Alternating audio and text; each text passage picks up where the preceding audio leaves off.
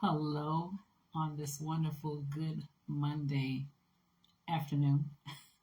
This is Maisha Marie coming to do our Reading the Bible together. I hope you all had an amazing weekend or a refreshing weekend or a cleanup weekend, whatever type of weekend you had. I know that the Lord was with you through it all.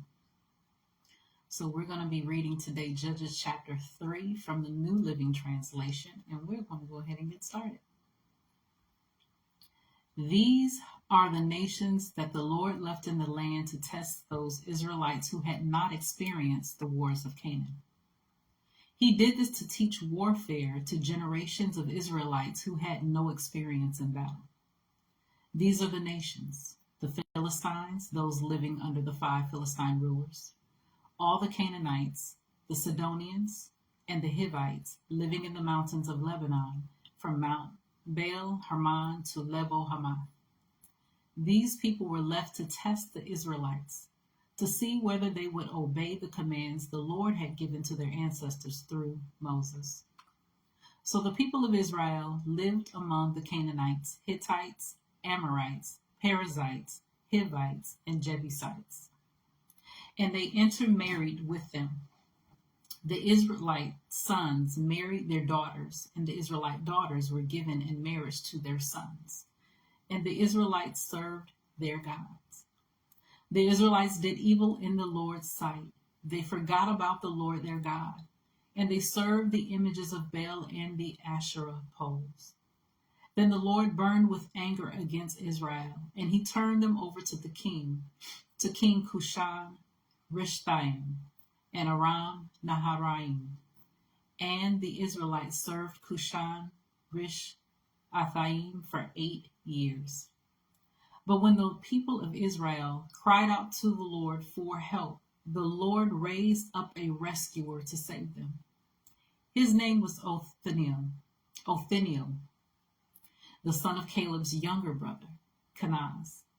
The Spirit of the Lord came upon him, and he became Israel's judge. He went to war against King Cushan Rishathaim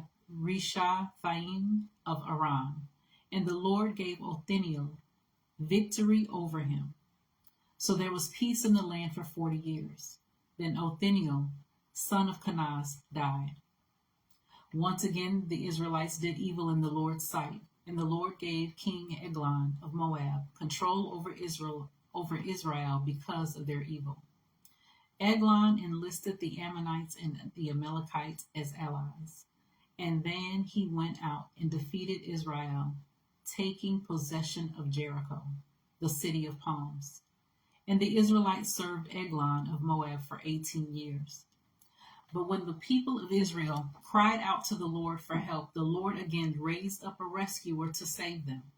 His name was Ehud, son of Gera, a left-handed man of the tribe of Benjamin.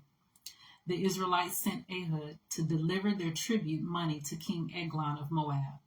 So Ehud made a double-edged dagger that was about a foot long, and he strapped it to his right thigh, keeping it under his clothing. And he brought the tribute money to Eglon, who was very fat. After delivering the payment, Ehud started home with those who had helped carry the tribute. But when Ehud reached the stone idols near Gilgal, he turned back. He came to Eglon and said, "I have a secret message for you."